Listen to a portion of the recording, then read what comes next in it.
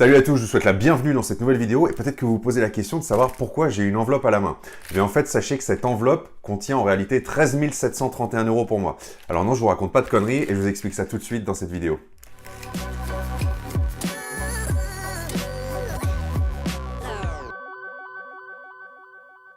Alors avant qu'on aille plus loin dans cette vidéo, je vous rappelle que si vous voulez en savoir plus sur la location meublée, sur les techniques qui vous permettent de louer plus cher et surtout comment vous pouvez payer beaucoup moins d'impôts grâce au régime fiscal du LMNP, eh bien vous pouvez télécharger mon livre librement et gratuitement. Je vous mets le lien sous la vidéo et vous n'avez plus qu'à cliquer. Alors je vous rassure, il n'y a rien d'illégal dans cette enveloppe et il n'y a pas de billets à l'intérieur, mais c'est simplement qu'elle contient un document qui va me faire gagner 13 731 €. Alors comment c'est possible? En fait, c'est le sujet de la vidéo d'aujourd'hui, je voulais attirer votre attention là-dessus, c'est tout simplement la délégation d'assurance emprunteur. Alors qu'est-ce que c'est que la délégation d'assurance emprunteur? Eh bien c'est simplement le fait, la possibilité pour un emprunteur, pour une personne qui va souscrire à un prêt immobilier, eh bien de pouvoir déléguer l'assurance qui est liée à ce prêt. Il faut savoir que quand vous souscrivez un prêt immobilier, celui-ci est forcément associé à ce qu'on appelle une assurance de prêt ou une assurance emprunteur. C'est une assurance qui prend le relais en cas de défaut de paiement de votre part si vous arrive quelque chose, donc typiquement décès, invalidité. Donc concrètement, si vous arrive un accident de la vie, plus ou moins grave selon les conditions, eh bien cette assurance va prendre le relais et elle va rembourser la banque à votre place. Donc par défaut, la banque elle vous propose l'assurance maison, son assurance à elle qui est accolée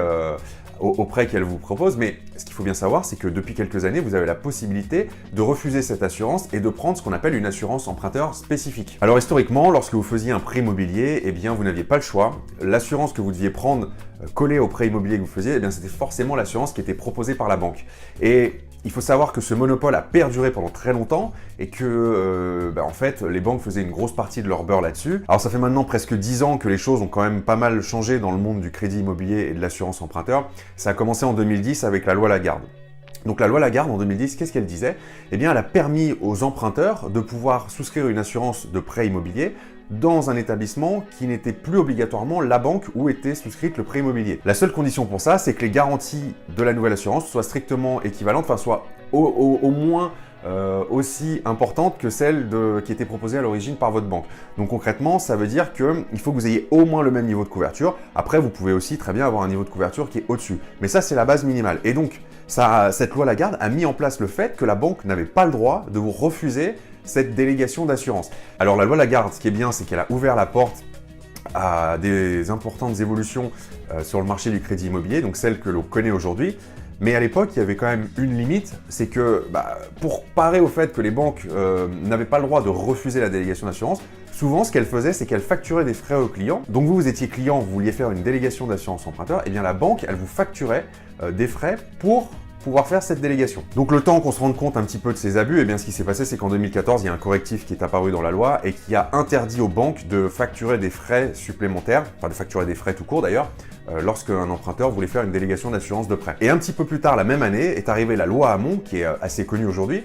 Et cette loi Hamon, elle a quand même amené une évolution majeure dans la délégation d'assurance emprunteur, c'est qu'elle permet aux emprunteurs de le faire jusqu'à 12 mois après la date de souscription du prêt. Donc qu'est-ce que ça veut dire? Ça veut dire qu'en fait, vous pouviez tout simplement aller voir la banque et souscrire l'assurance maison, et puis une fois que le prêt est signé, eh bien, vous pouvez faire une délégation d'assurance. Et je vais vous en reparler un petit peu après, parce que ça fait partie des stratégies que vous pouvez utiliser pour négocier des choses au moment où vous êtes à la banque et puis pour regagner de l'argent après. Et tout à fait entre nous, c'est exactement ce que je suis en train de faire, ce qui se passe avec cette enveloppe que je vous ai montré. Alors ce qui était bien avec la loi Hamon, c'est que si du coup vous n'aviez pas forcément connaissance de ça au moment où vous faisiez la souscription du prêt, parce que bon, les banques ont quand même un devoir de vous présenter des documents vous informant de la possibilité de la délégation, mais bon, dans les faits, on sait tous qu'on lit rarement ces documents et ces petites lignes.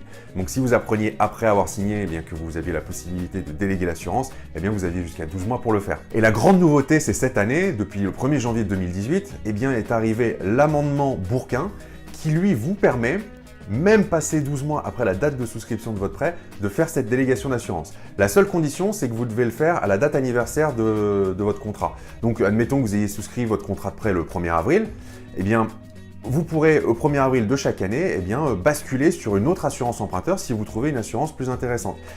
La seule contrainte temporelle, je dirais, à respecter, c'est qu'il faut que vous respectiez un préavis de 2 mois. Donc, si on reprend le même exemple et que votre assurance arrive à échéance au 1er avril, votre prêt arrive à échéance au 1er avril, eh bien, il faut que 2 mois avant, donc au plus tard au 1er février, vous ayez prévenu l'assurance actuelle qui gère votre crédit immobilier, enfin qui assure votre crédit immobilier, eh bien du fait que vous souhaitiez faire une délégation. Par contre, s'il y a une chose qui n'a pas changé, c'est que les garanties doivent toujours être équivalentes, bien sûr. Donc, c'est-à-dire que la banque va analyser votre dossier d'assurance de prêt.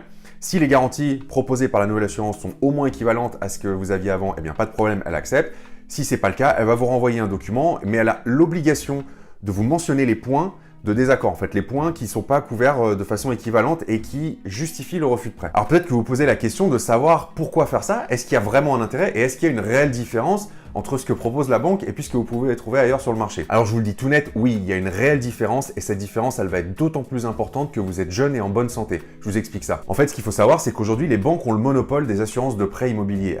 Les assurances maison des banques représentent 87% des assurances de prêt en circulation. Donc en fait, dit de la façon inverse, ça veut dire qu'il y a seulement 13% des prêts immobiliers qui ont fait jouer une délégation d'assurance. Donc en fait, vous comprenez bien que les banques, elles ont encore un monopole énorme. Et couplé à ça, il faut savoir que le coût de l'assurance de prêt, ça peut représenter jusqu'à 40% du montant total. Donc je ne sais pas si vous imaginez, mais ça veut dire que si vous souscrivez un prêt et que vous prenez l'assurance de prêt dans la même banque, eh bien ça veut dire que si la banque a décidé de vraiment vous tabasser sur les frais, eh bien les intérêts réels de votre prêt immobilier, ça va être juste 60% de ce que vous allez payer au total. Et croyez-moi que sur les 40% d'assurance que vous allez sortir, il y a de quoi faire de sérieuses économies. C'est pour ça que j'avais introduit la vidéo avec cette enveloppe, parce que concrètement, dans cette enveloppe, eh ben, j'ai renégocié 2 assurances emprunteurs sur 2 prêts différents et qui me font économiser au total 13 731 € juste sur 2 prêts, sur la durée totale. Et croyez-moi que ces 13 731 €, eh bien, je préfère les avoir dans ma poche que dans ceux de la banque. Et ça, il faut savoir que je l'ai fait sur plusieurs de mes prêts précédents et qui m'ont fait économiser à peu près la même somme. Donc globalement, sur les prêts que j'ai en cours, ce sont 25 000 € d'économiser, enfin que je n'aurais pas à sortir. Eh bien, dites-vous bien que 25 000 €, c'est de l'argent qui reste dans votre poche plutôt que dans la poche du banquier. Et c'est autant d'argent que vous pourrez réinjecter dans un nouvel investissement. Et le cas le plus extrême que j'ai vu, c'est sur un client que j'ai accompagné en coaching qui avait fait donc sa demande de prêt auprès de sa banque pour acheter un immeuble. Le budget était de 300 000 € à peu près. Et il m'appelle et il me demande « Écoute Julien, je suis un peu embêté, là j'ai un doute, je trouve que l'assurance de prêt est extrêmement chère. » Mais comme c'était son premier investissement, finalement il n'avait pas de repère, il ne savait pas trop s'il avait raison ou si c'était juste une simple appréciation personnelle. Donc ce qu'on a fait, c'est que j'ai regardé un peu son offre de prêt et effectivement la banque lui facturait sur un immeuble à 300 000 € encore une fois, 100 € par mois d'assurance emprunteur, d'assurance de prêt. Ce qu'on a fait, c'est qu'on est allé sur un comparateur d'assurance, ça nous a pris 3 minutes et on a trouvé une assurance qui est à garantie équivalente, qui a une très bonne renommée, donc il n'y a pas d'inquiétude, parce que attention au premier prix quand même, hein, souvent c'est pour vous appâter.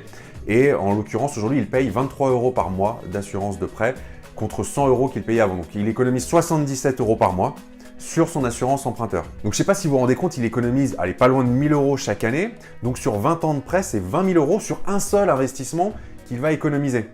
Donc autant vous dire qu'il était plutôt content parce que ça fait quand même une sacrée différence, je veux dire 20 000 €, mais même 77 au mois le mois, ça impacte énormément la rentabilité de votre bien et puis le cash flow, l'argent qui va vous rester, que vous allez mettre dans votre poche à la fin du mois. Mais finalement, qu'est-ce qui explique une telle différence de prix entre les banques et les assurances spécialisées? En fait, il y a plusieurs raisons, il y a majoritairement 2 grandes raisons. La raison numéro 1, c'est que les banques font en général ce qu'on appelle une mutualisation des risques, une mutualisation des assurés. Donc ça veut dire qu'elles vont calculer un tarif moyen qui est basé sur l'ensemble des assurés, le risque moyen qu'il va y avoir. Donc concrètement, ça veut dire que plus vous êtes jeune et en bonne santé, moins ça va être intéressant pour vous parce que plus le tarif que vous allez payer sur l'assurance de votre banque va être décorrélé de votre situation réelle. Et à l'inverse, plus vous allez avancer dans l'âge, plus effectivement les prix ont tendance à se rapprocher de ce qui est pratiqué par les assurances spécialisées. À la différence d'une assurance spécialisée dans le prêt immobilier, ce qu'elle va faire, c'est qu'elle va calculer votre prime d'assurance véritablement sur votre profil. Et donc, c'est beaucoup plus réaliste parce que ça va se baser sur le risque réel que vous représentez. Donc, pour reprendre mon exemple de tout à l'heure, si vous êtes jeune, en bonne santé, que vous fumez pas, que vous n'avez pas une activité professionnelle à risque, vous allez avoir une prime d'assurance qui va être exceptionnelle, qui va être très bien. À l'inverse, si vous êtes, je vais pas dire vieux, allez, on va prendre un autre cas extrême, vous êtes âgé, vous fumez 3 paquets de clopes par jour, vous faites une activité qui est professionnelle, qui est très risquée pour votre santé, vous descendez 3 bouteilles d'alcool tous les jours, je prends vraiment un cas bien extrême, là vous êtes bien conscient que vous représentez un risque beaucoup plus important pour un assureur et donc la prime d'assurance va être bien plus élevée. Et la deuxième raison pour laquelle il y a cet écart de prix qui est énorme, c'est que vous avez beaucoup d'assurances proposées par défaut par les banques qui calculent votre prime d'assurance sur le capital que vous avez emprunté. Donc ça veut dire que si vous avez emprunté 100 000 euros à la banque, eh bien la première année, votre prime d'assurance va être calculée sur 100 000 euros, mais aussi la deuxième année, et aussi la troisième, et ainsi de suite, jusqu'à la fin de votre prêt immobilier. Donc ça veut dire que votre prime, ça va être la même tout le temps. La différence avec les assurances de prêt spécialisées, c'est qu'en général, elles calculent votre prime d'assurance sur le capital restant dû. Donc ça veut dire que la prime, elle est dégressive avec le temps. Donc concrètement, si on reprend le même exemple, la première année, votre prime est calculée sur 100 000 euros. Admettons que vous ayez remboursé, 4 000 euros de capital la première année, eh bien la deuxième année, elle est plus calculée sur 100 000, mais sur 96 000, et ainsi de suite les années suivantes. Alors ce que font la plupart des assureurs en général, c'est qu'ils ne vous font pas une prime qui au prélèvement au mois diminue, mais en fait simplement ils vous font une moyenne et le prélèvement mensuel est le même pendant les 20 ans. Mais comprenez bien que sur la durée globale du crédit, vous avez un coût d'assurance qui est beaucoup plus faible. Alors est-ce que la banque est en droit de refuser cette délégation d'assurance? Eh ben non, ça c'est la bonne nouvelle, c'est que ça c'est vraiment accessible à tout le monde, même les gens qui n'ont pas envie de renégocier un contrat de prêt ou d'aller faire un rachat de crédit ou des choses comme ça, même si vous êtes timide, même si vous ne vous sentez pas d'aller négocier avec la banque, ça c'est génial. La banque n'a pas le droit légalement, si vous amenez une assurance avec des garanties au moins équivalentes, de refuser la délégation d'assurance. Elle a l'obligation légale de le faire et si jamais elle refuse, elle doit vous renvoyer le courrier en mentionnant les points de désaccord. C'est-à-dire que les points qui ne sont pas couverts, qui étaient couverts par votre ancien contrat et qui ne sont pas couverts par le nouveau. Et en fait, si ça vous arrive, pas d'inquiétude, il vous suffit juste d'appeler votre nouvel assureur et de lui dire « Écoutez, moi, il me manque ça et ça comme garantie. » L'assureur, il va vous les rajouter, il va vous recalculer une nouvelle prime là-dessus et puis vous renvoyer le dossier à votre banque et c'est réglé. Et la bonne nouvelle, c'est que faire ça, ça vous prendra pas plus d'1 heure. Moi, c'est exactement le temps que ça m'a pris pour faire mes 2 délégations et donc gagner 13 731 € sur toute la durée de mon prêt. J'ai simplement appelé mon courtier en lui disant « Écoutez, moi, je voudrais, j'ai signé mes prêts il y a quelques mois. Maintenant, je voudrais faire une délégation d'assurance.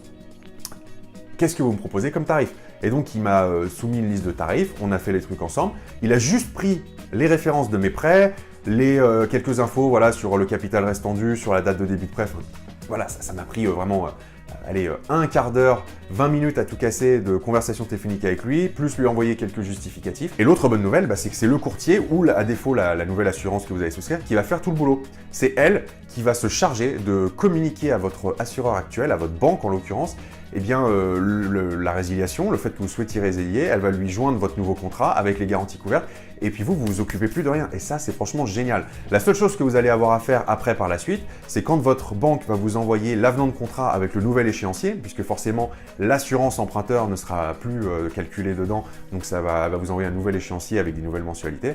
Eh bien, comme lorsque vous allez faire une réception d'offre de prêt, vous allez avoir un délai de 10 jours, donc de renvoyer au 11e jour votre avenant, et puis c'est fini. Et pour ceux qui se poseraient la question de savoir si ça peut nuire aux relations avec le banquier, de mon expérience, non. Moi, je l'ai fait, ça ne m'a pas empêché de réemprunter 2 fois d'affilée dans la même banque, pour la simple et bonne raison que, en général, vous allez avoir affaire à votre conseiller. Lui, on lui demande juste de faire du chiffre, on va lui demander, il va toucher une prime finalement sur les nouveaux contrats qui va rentrer. Donc, au moment où vous allez signer, il va rentrer une prime pour lui, il va faire ses objectifs parce qu'il vous aura vendu un contrat d'assurance emprunteur. À la limite, c'est bien parce que pour vos relations avec votre conseiller, c'est un vrai plus. Il va être plus enclin à accepter d'autres choses que vous allez lui demander. Puis une fois que vous avez signé votre prêt, là, je vais vous dire, honnêtement, je pense qu'il s'en fiche un peu le conseiller parce que lui, il va plus rien toucher sur ce qu'il vous a vendu. Il a touché au moment de la vente. Après, que vous continuez à prendre l'assurance chez lui ou pas, franchement, dans son intérêt personnel, il n'y en a plus. Donc vous pouvez déléguer sans aucun scrupule, sans état d'âme. Et croyez-moi, ça n'affectera pas du tout votre relation avec votre banquier. J'espère que cette vidéo vous a plu et surtout qu'elle vous permettra d'économiser à votre tour plusieurs milliers d'euros sur votre prêt immobilier. Si vous l'avez déjà fait, n'hésitez pas à partager dans les commentaires le montant que ça vous a fait économiser et si vous avez eu des difficultés ou pas, même si je ne pense pas que ce soit le cas. Et si vous ne l'avez pas encore fait, dites-moi simplement si vous aviez déjà connaissance de ce système, de cette possibilité, ou si vous ne l'avez pas fait simplement parce qu'il y a quelque chose qui vous freine. Si vous voulez être informé en temps réel de la publication de toutes mes prochaines vidéos et puis recevoir d'autres astuces pour optimiser vos investissements immobiliers, n'oubliez pas de cliquer sur le bouton s'abonner qui s'affiche ici. Quant à moi, je vous dis merci de m'avoir regardé et à très vite pour une prochaine. Salut!